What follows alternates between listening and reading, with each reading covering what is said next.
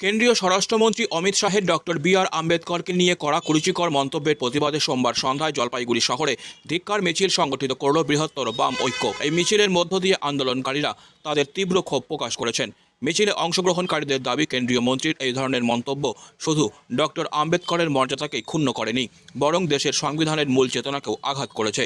আন্দোলনকারীরা জানিয়েছেন, এই ঘটনার প্রতিবাদে গোটা দেশ জুড়ে ধিক্কার মিছিল করছে বিভিন্ন বাম সংগঠন। তাদের মতে, ডক্টর আম্বেদকর শুধুমাত্র সংবিধানের রূপকার নন, তিনি জাতি, ধর্ম, বর্ণ নির্বিশেষে প্রতিটি ভারতবাসীর সমানাধিকারের লড়াইয়ের প্রতীক। তাই তার প্রতি এমন অসম্মান মেনে নেওয়া যায় না। তারা কেন্দ্রীয় স্বরাষ্ট্রমন্ত্রীর পদত্যাগ দাবি করেছেন। ধিক্কার মিছিলের আয়োজকরা আরও জানিয়েছেন, এই আন্দোলন কেবলমাত্র প্রতিবাদের আওয়াজ তুলে থেমে থাকবে না, তারা এই ইস্যুকে কেন্দ্র করে জাতীয় পর্যায়ে একটি বৃহত্তর গণ আন্দোলন গড়ে তুলবেন। পার্লামেন্টে দাঁড়িয়ে দেশের স্বরাষ্ট্রমন্ত্রী, দেশের সংবিধান প্রণেতা কমিটির চেয়ারম্যান বি.আর. আম্বেদকরকে অশ্লীল ভাষায় গালিগালাজ করেছে।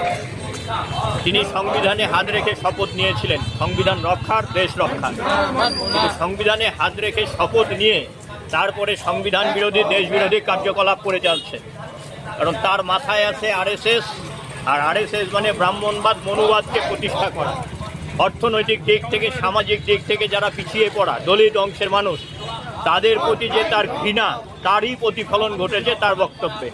ফলে আমরা রাস্তায় নেমেছি, সংবিধানে হাত রেখে শপথ নিয়ে ওই চেয়ারে বসে আম্বেদকরকে অশ্লীল ভাষায় কথা বলা যাবে না, তাকে অবিলম্বে পদত্যাগ করতে হবে। আর ভারতবর্ষে ব্রাহ্মণবাদ, মনুবাদকে আমরা প্রতিষ্ঠিত করতে দেব না, এই দাবিতে দেশব্যাপী বামপন্থীরা রাস্তায় নেমেছে।